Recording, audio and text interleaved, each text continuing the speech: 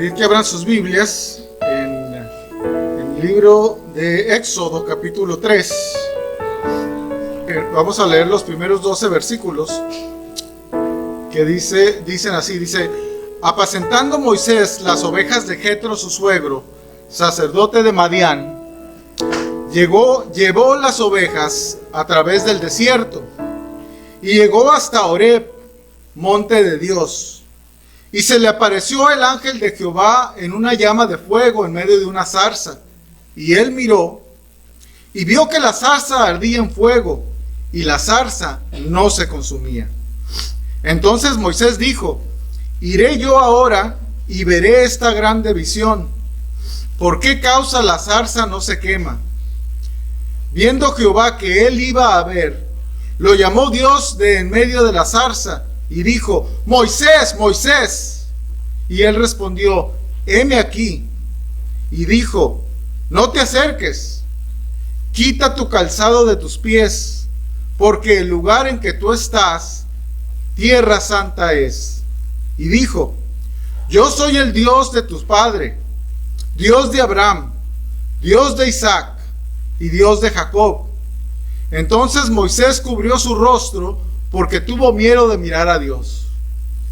Dijo luego Jehová: bien he visto la aflicción de mi pueblo que está en Egipto, y he oído su clamor a causa de sus exactores, pues he conocido sus angustias, y he descendido para libraros de mano de los egipcios, y sacarlos de aquella tierra a una tierra buena y ancha, a tierra que fluye leche y miel, a los lugares del cananeo, del eteo, del amorreo, del fereceo, del heveo y del jebuseo. El clamor, pues, de los hijos de Israel ha venido delante de mí, y también he visto la opresión con que los egipcios los oprimen. Ven, por tanto, ahora, y te enviaré a Faraón, para que saques de Egipto a mi pueblo, los hijos de Israel. Entonces Moisés respondió a Dios: ¿quién soy yo para que vaya a Faraón y saque de Egipto a los hijos de Israel? Y él respondió: ve, porque yo estaré contigo. Y esto te será por señal de que yo te he enviado. Cuando hayas sacado de Egipto al pueblo, serviréis a Dios sobre este monte.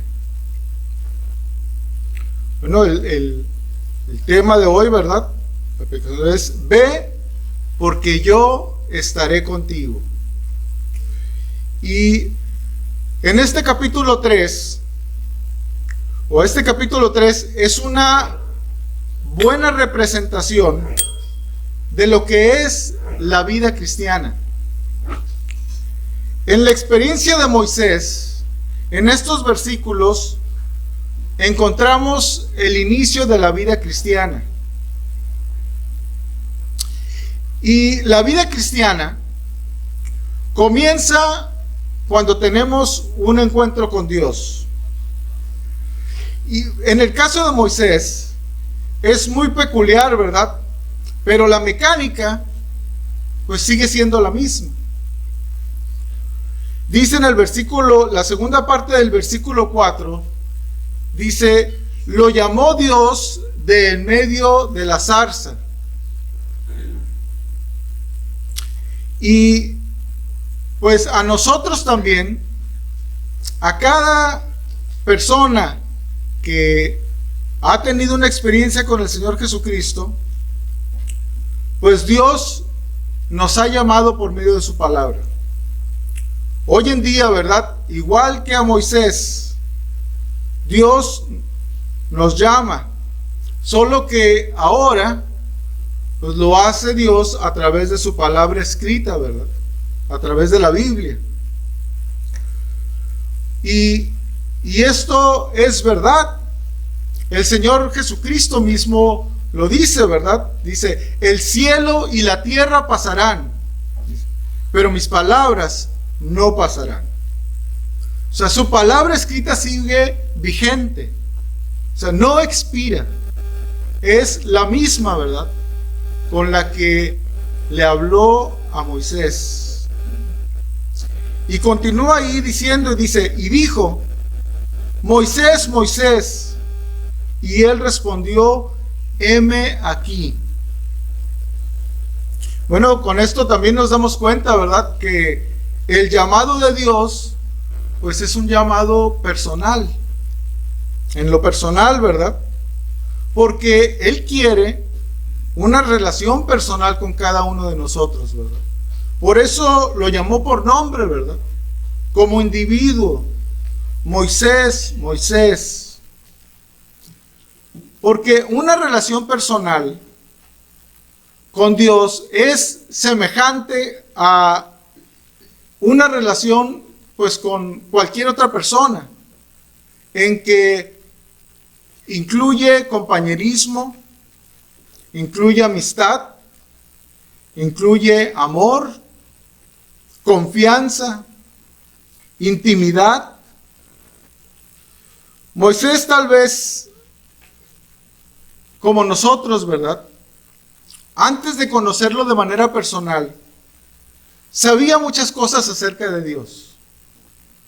Cosas que tal vez, o de seguro, no tal vez, había aprendido de sus padres, ¿verdad? Biológicos.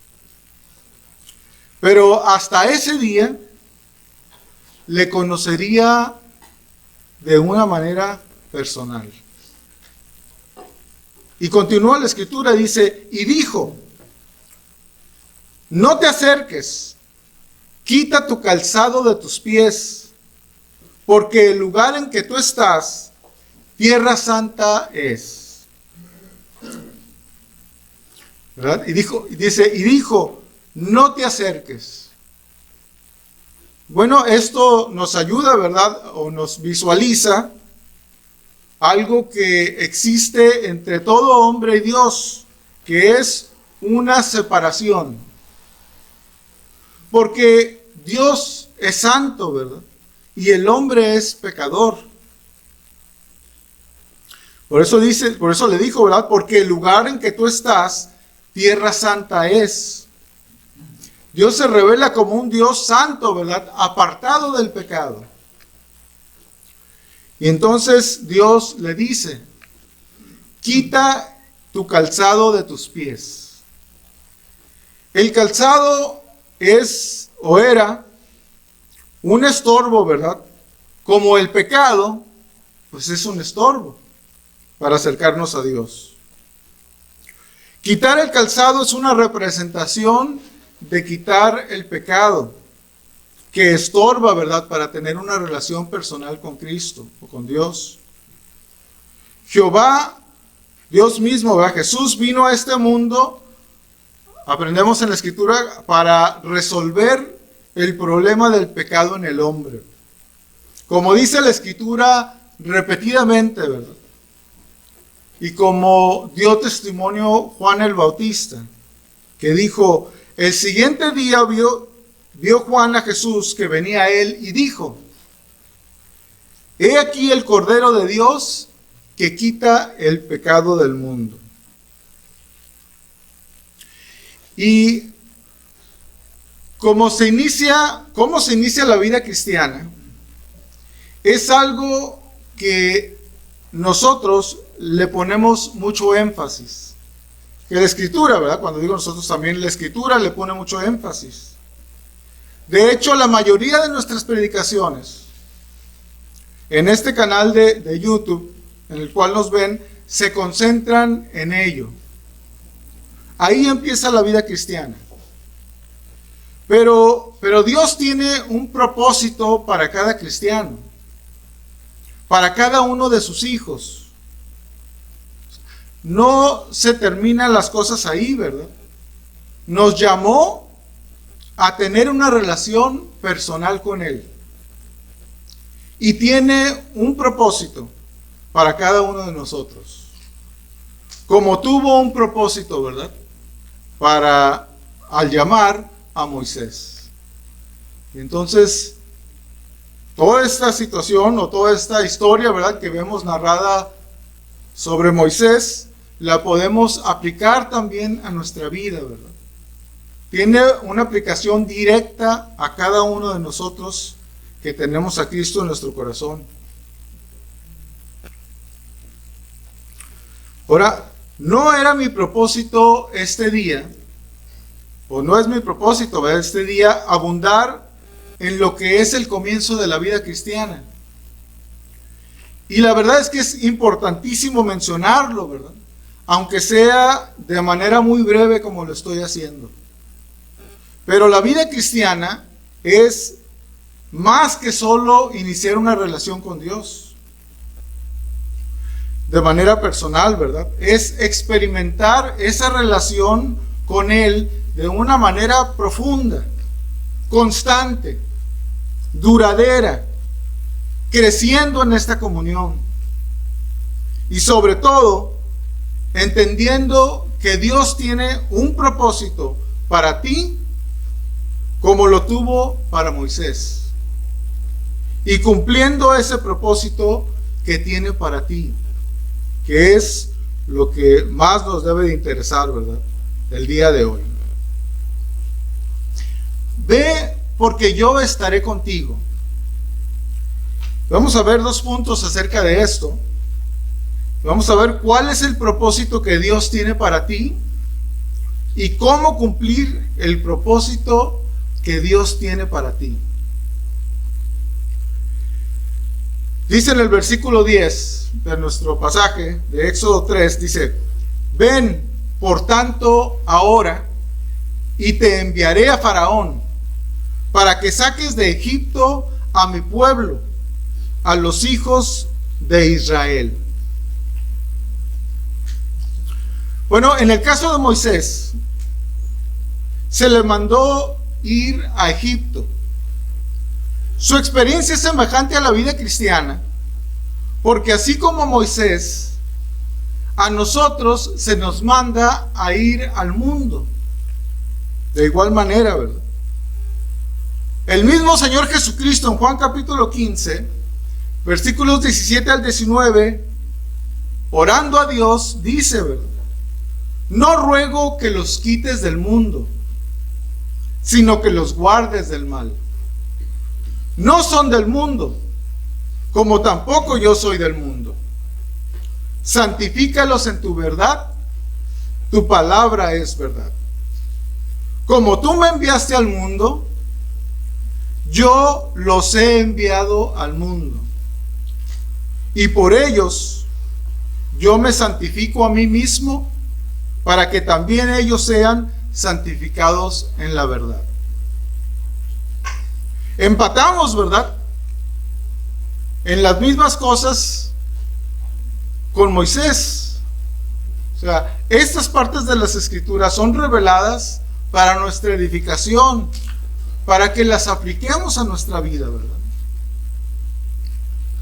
Y también vemos que Moisés fue a Egipto no para vivir como los egipcios. De hecho, él rehusó vivir como egipcio, ¿verdad?, sino, ¿verdad?, vivió como un representante de Dios. Y esto nos lo dice en Hebreos capítulo 11, versículos 24 al 26, nos revela estas cosas. Dice: por la fe Moisés, hecho ya grande, rehusó llamarse hijo de la hija de Faraón, escogiendo antes ser maltratado con el pueblo de Dios, que gozar de los deleites temporales del pecado, teniendo por mayores riquezas el vituperio de Cristo que los tesoros de los egipcios, porque tenía puesta la mirada en el galardón. O sea, así como Moisés, nosotros debemos renunciar a todo lo que el mundo nos puede ofrecer, todo lo que no es de Dios, porque lo que el mundo ofrece es temporal y circunstancial. Lo que el mundo te da depende de las circunstancias. Te da paz, a lo mejor cuando tienes dinero, pero se te va el dinero y se te va la paz. Tal vez te da paz cuando tienes salud, pero se te va la salud y se te va la paz. Cualquier cosa que el mundo te puede dar es temporal y es circunstancial. Y continúa en Hebreos, que estábamos leyendo ahorita, dice el versículo 27, dice diciendo: por la fe dejó a Egipto, no temiendo la ira del rey, porque se sostuvo como viendo al invisible. Por la fe celebró la Pascua y la aspersión de la sangre, para que el que destruía a los primogénitos no los tocase a ellos. Por la fe pasaron el mar rojo como por tierra seca, e intentando los egipcios hacer lo mismo, fueron ahogados. O sea, su experiencia, ¿verdad?, es semejante a la vida cristiana. Porque así como a Moisés, a nosotros se nos manda, ¿verdad?, a no vivir como la gente en el mundo. En 1 de Juan capítulo 2, versículos 15 al 17, ¿verdad?, nos dice: no améis al mundo, ni las cosas que están en el mundo. Si alguno ama al mundo, el amor del Padre no está en él. Porque todo lo que hay en el mundo, los deseos de la carne, los deseos de los ojos y la vanagloria de la vida, no proviene del Padre, sino del mundo. Y el mundo pasa, y sus deseos, pero el que hace la voluntad de Dios permanece para siempre. Y en Hebreos capítulo 13, ¿verdad?, versículos 5 al 6, también nos dice, sean vuestras costumbres sin avaricia, contentos con lo que tenéis ahora. Tal vez hay problemas, pero ¿qué te dice Dios, verdad? Contentos con lo que tenéis ahora. Porque Él dijo: no te desampararé, ni te dejaré. De manera que podemos decir confiadamente: el Señor es mi ayudador, no temeré lo que me pueda hacer el hombre. No vivimos amando al mundo, ni como vive el mundo, porque somos representantes de Dios. Como Moisés representó a Dios ante Egipto, ¿verdad?, y ante Faraón. Representó a Dios y representamos a un Dios que es santo. Por eso, al igual que Moisés, pues nosotros también pues debemos de tener esto constantemente en nuestra mente, ¿verdad? Y se debe de cumplir. Y en 1 de Pedro capítulo 1, versículos 14 al 19, la Escritura nos enseña estas cosas con mucha claridad, ¿verdad?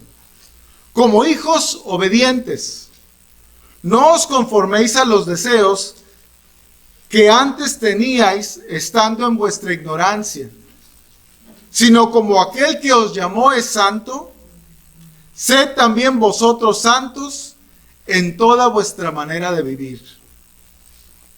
Porque escrito está: sed santos, porque yo soy santo. Y si invocáis por Padre a aquel que sin acepción de personas juzga según la obra de cada uno, conducíos en temor todo el tiempo de vuestra peregrinación, sabiendo que fuisteis rescatados de vuestra vana manera de vivir,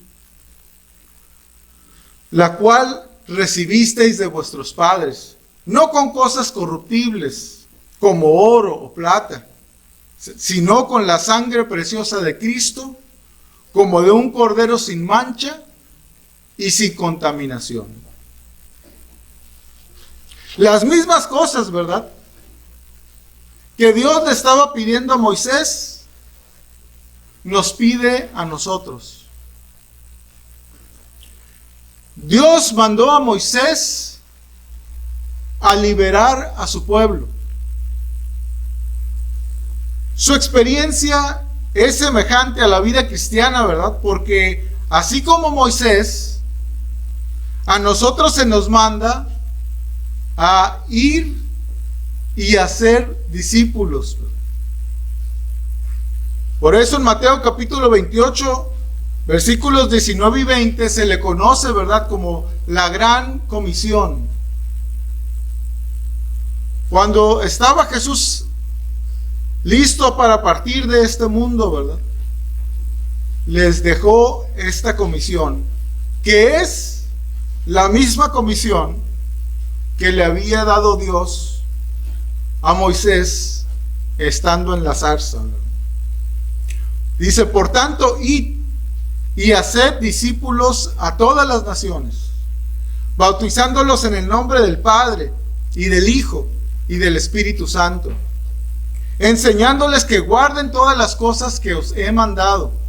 Y aquí yo estoy con vosotros todos los días hasta el fin del mundo.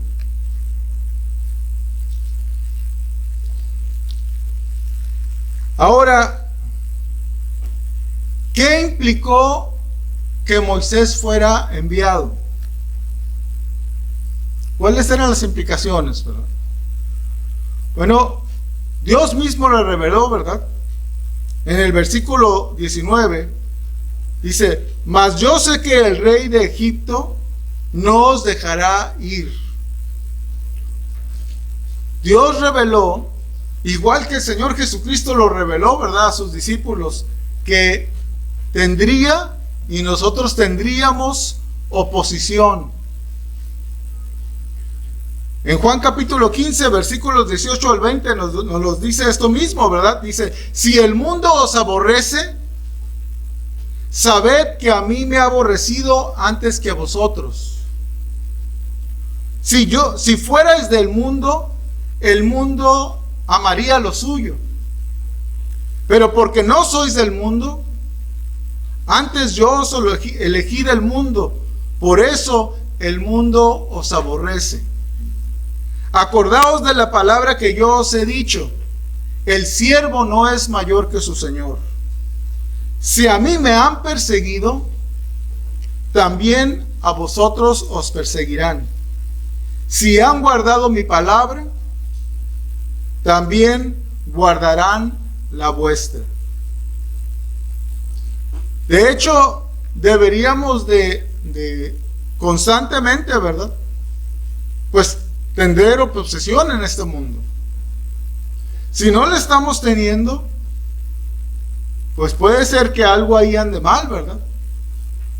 Puede ser que no se esté cumpliendo esto porque nosotros, ¿verdad?, no estamos haciendo lo que Dios quiere. Porque si hacemos como dice aquí en estos versículos, ¿verdad?, lo que Cristo nos pide hacer, entonces el mundo nos aborrecerá.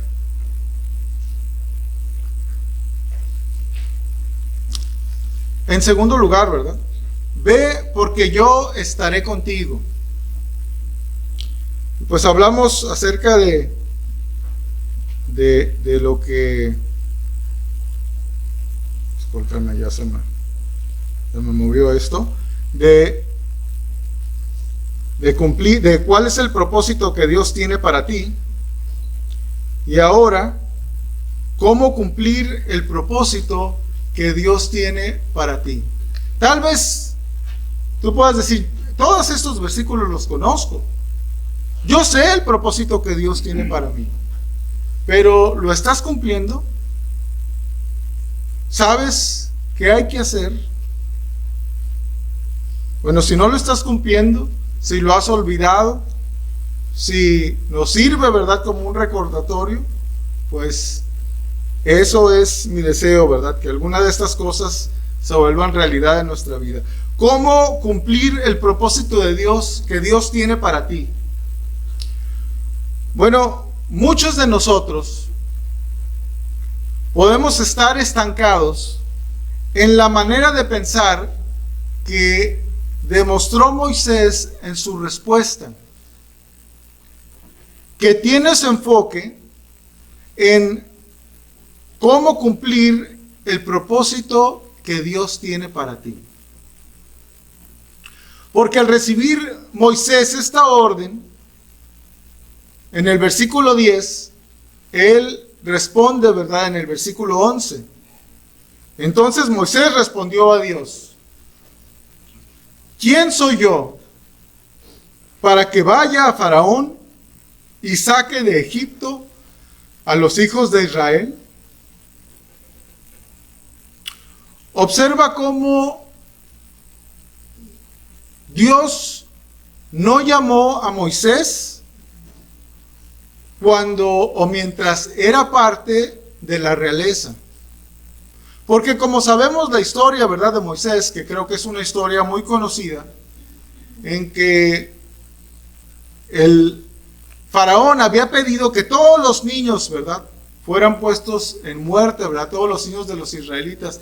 Y entonces cuando Moisés nació, lo puso sus padres, ¿verdad?, en una canasta y lo pusieron a la orilla del río, ¿verdad? Y viéndolo, la hija de Faraón pidió que lo acercaran, ¿verdad?, y lo tomó como su propio hijo. Y entonces el pilón, ¿verdad?, es que le pidió a su mamá de verdad, sin saberlo, que lo criara. Y entonces, pues Moisés le fue concedida la vida. No solamente le fue concedida la vida, era parte de la realeza. Era el hijo de la hija de Faraón. Pero Dios no lo llamó en ese momento. De hecho, lo llamó hasta que, pues vemos que se convirtió en un pastor de ovejas. Podemos decir que había pasado por un descenso en su categoría, ¿verdad? Se fue hasta abajo.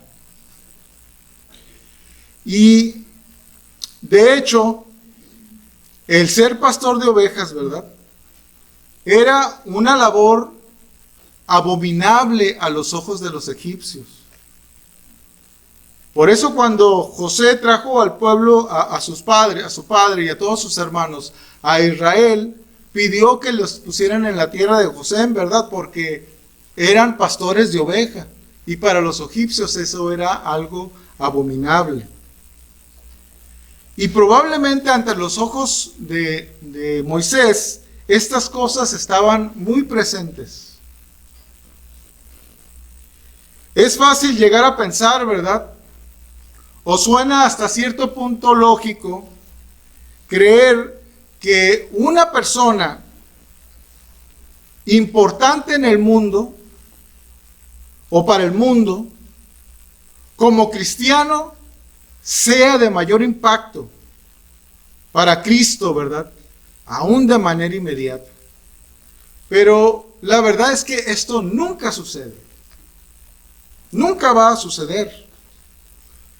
Y suena muy categórico lo que estoy diciendo, ¿verdad? Pero veremos a continuación las razones para afirmar esto, ¿verdad? Hay una razón, ¿verdad?, para poder decir estas cosas. Y pensando en la respuesta de Moisés, pues la respuesta de Moisés tiene que ver con la tarea que le fue dada. ¿Quién soy yo?, dice, para que vaya a Faraón y saque de Egipto a los hijos de Israel. Él estaba considerando lo que se requería de él, si tenía lo suficiente, si cumplía los requisitos para enfrentarse a Faraón y sacar de Egipto a los hijos de Israel. Y entonces vemos que Moisés se siente insuficiente. ¿Cómo nos sentiríamos en su lugar? Si nos dieran una tarea tan grande, ¿verdad? Como Dios le dio a Moisés. Pero la verdad es que se nos ha dado esa tarea, ¿verdad? Una tarea muy semejante. De ir al mundo representando a Dios, de vivir una vida santa, ¿verdad? Y hacer discípulos en este mundo. Y yo me preguntaba, la respuesta que dio Moisés, ¿será una respuesta legítima? ¿No? ¿En qué caso lo podría hacer y en qué caso no lo podría hacer, verdad? Pues la verdad es que tuve que ver los dos lados y tal vez te sientas como Moisés, ¿verdad? Y dices por experiencia propia, Señor, yo no puedo vivir una vida de santidad.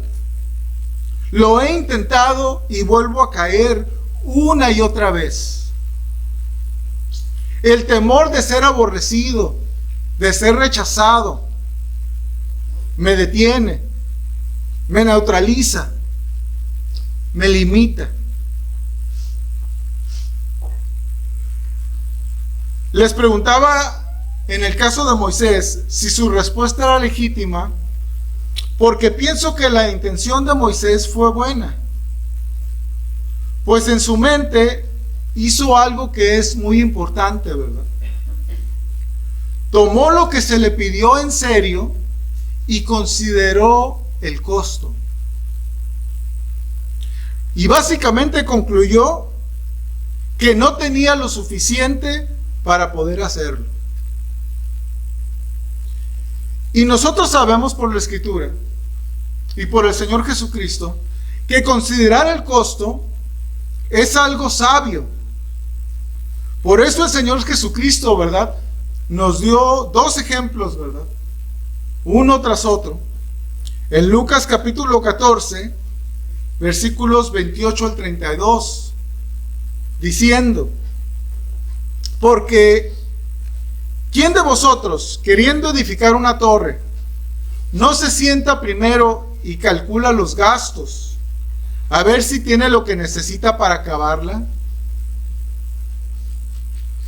No sea que después que haya puesto el cimiento y no pueda acabarla, todos los que vean comiencen a hacer burla de él, diciendo: este hombre comenzó a edificar y no pudo acabar. ¿O qué rey, al marchar a la guerra contra otro rey, no se sienta primero y considera si puede hacer frente con 10,000 al que viene contra él con 20,000? Y si no puede, cuando el otro está todavía lejos, le envía una embajada y le pide condiciones de paz. Y bueno, pues creo que por esa parte, pues él hizo en su mente, pues esa parte de lo que hizo, pues no estuvo tan mal, ¿verdad? O no estuvo mal porque consideró el costo, ¿verdad?, que tendría para él. Pero vemos en la respuesta de Dios que la respuesta de Dios, vemos en la respuesta de Dios a la pregunta, ¿verdad?, que hizo Moisés. Pues la respuesta de Moisés fue una pregunta, ¿verdad? Pero vemos, les digo, la respuesta de Dios que le hace a Moisés, que nos revela varias cosas en esta respuesta, ¿verdad? Entonces, esas son las cosas que nos importan, ¿verdad?, el día de hoy, porque son las cosas que tal vez no estamos haciendo o no estamos tomando en cuenta y que son necesarias, ¿verdad?, para que podamos, como Moisés, cumplir aquello que se nos pidió, ¿verdad? Y la respuesta, primero vamos a ver, pues, cuál fue la respuesta que Dios te dio, ¿verdad? Dice en el versículo 12 de Éxodo capítulo 3, ¿verdad? Dice: y él respondió: ve, porque yo estaré contigo, Y esto te será por señal de que yo te he enviado. Cuando hayas sacado de Egipto al pueblo, serviréis a Dios sobre este monte. Primero, la respuesta de Dios revela que el estar consciente de su propia insuficiencia en sus capacidades es lo que hace que Moisés cumpliera con los requisitos, ¿verdad?, para ser enviado. Será necesario que Moisés tuviera esta actitud, que tuviera esta conciencia de que él no podría hacer aquella gran tarea que se le había pedido.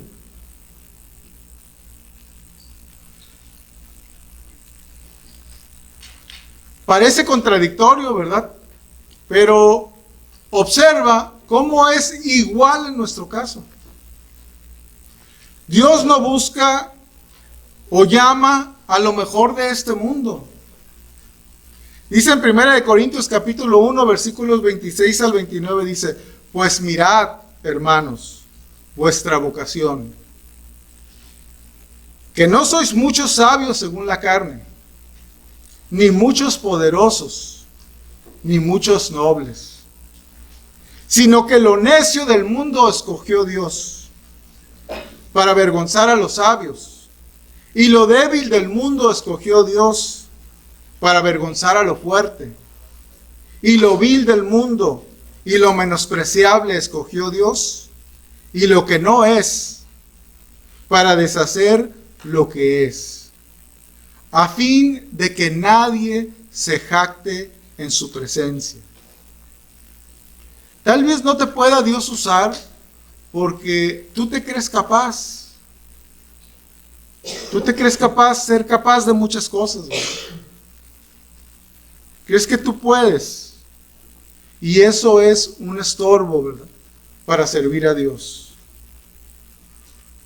Tu grande o poca edad no es un obstáculo. Tu falta de educación no es un obstáculo. Tu mal estado de salud no es un obstáculo para poder cumplir las tareas que Dios te da. Podemos decir que Moisés tenía falta de confianza en sí mismo. Y nótese cómo Dios no le dijo algo, como aquí en el mundo suele suceder, ¿verdad?, que le subiera la autoestima a Moisés, ¿verdad?, como se dice. No le dijo: Moisés, tú eres el indicado, ya que creciste en la realeza de Egipto. ¿Sabes cómo se funcionan las cosas ahí, verdad? No le dijo: tienes estas habilidades o estas cualidades, ¿verdad? Hablas el idioma de los egipcios, ¿verdad? No le dijo: Moisés, eres una gran persona. No deberías de pensar así de ti mismo, ¿verdad? Pienso que al contrario, ¿verdad?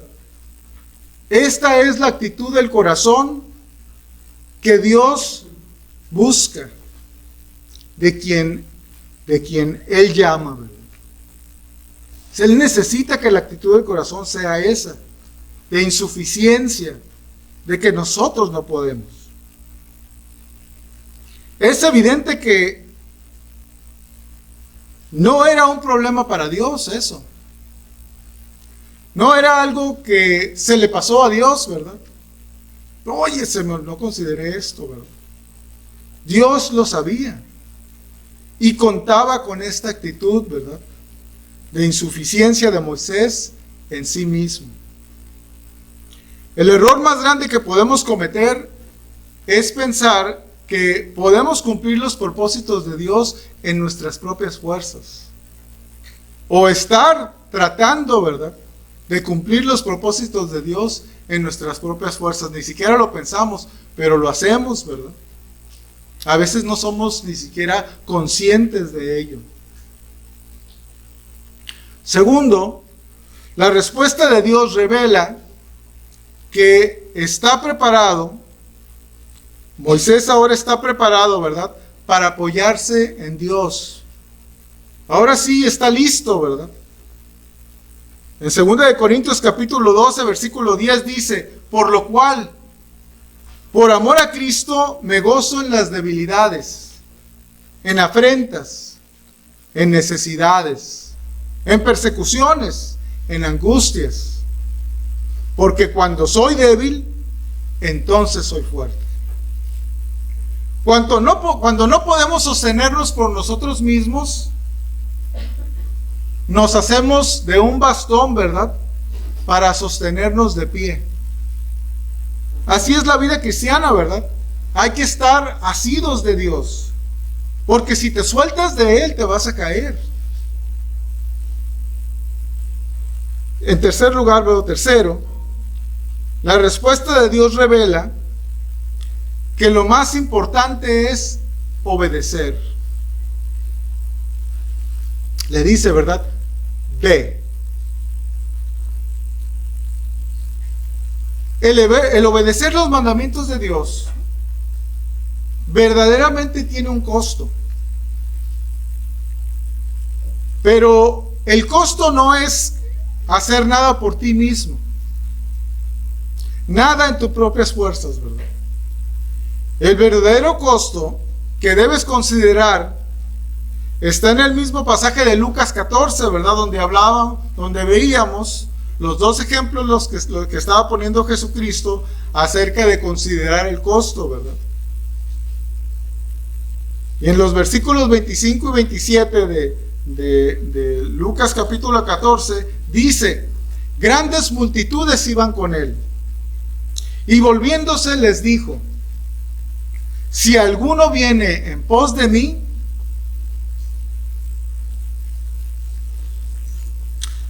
y no aborrece a su padre, y madre, y mujer, e hijos, y hermanos, y hermanas, y aún también su propia vida, no puede ser mi discípulo. Y el que no lleva su cruz y viene en pos de mí, no puede ser mi discípulo. Moisés también tuvo que pasar por esto. Todas estas personas, Jesús quiere que las compares con Él, ¿verdad? Y eso fue lo que Él estaba diciendo, ¿verdad? Dice: si alguno viene a mí, dice, y no aborrece. O sea, hay una comparación para con Él. Y creo que lo natural, ¿verdad?, es que nosotros amemos a nuestro padre y a nuestra madre, a nuestros hijos, a nuestros hermanos y a nuestras hermanas. Los últimos los dejó, no sé si porque así sea, ¿verdad?, los hermanos y las hermanas al último, ¿verdad? Pero la verdad es que el hecho de que somos de la misma sangre, ¿verdad?, pues crea un amor natural. Pero si amo a mi padre o madre, ¿verdad?, pero cuando comparo a todas estas personas con Jesús, entonces el amor a Jesús debe ser tan superior que comparándolo con mi padre o con mi madre o con mi hermano, con mis hijos, debe ser como si los aborreciera, ¿verdad? No hay comparación, no debe de haber comparación. Jesús es primero. Porque aborrecer, ¿verdad?, es no aborrecer. A veces lo asociamos con odiar, pero no. Aborrecer es un término comparativo, ¿verdad? Aborrecer es alejarse, apartarse, evitar, dice, algo con horror. Y otra manera de decir lo mismo, ¿verdad?, que tal vez no sea o que lo podamos ver de otra manera, ¿verdad?, es que primero Jesús y luego en un segundo lugar muy distante, ¿verdad?, debe de ser tu padre o tu madre o tus hijos, tus hermanos y tus hermanas, ¿verdad?, y aún tu propia vida. Para Jesús siempre debe de haber tiempo. Para Jesús debes de estar dispuesto y disponible. Nada debe ser primero que Jesús.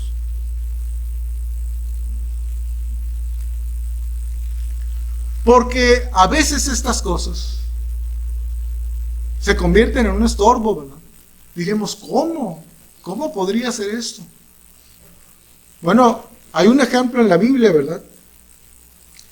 Hay un ejemplo que se nos da en la Biblia, en la vida del sacerdote Elí, en 1 Samuel capítulo 2, donde en el versículo 12, hablando de los hijos de Elí, dice: los hijos de Elí eran hombres impíos y no tenían conocimiento de Jehová. Elí era el sacerdote y sus hijos pues ministraban también en el templo, ¿verdad? En las cosas de Dios. Y en el versículo 17 nos dice: era pues muy grande delante de Jehová el pecado de los jóvenes, porque los hombres menospreciaban las ofrendas de Jehová. Y Elí se enteró de todas estas cosas, ¿verdad?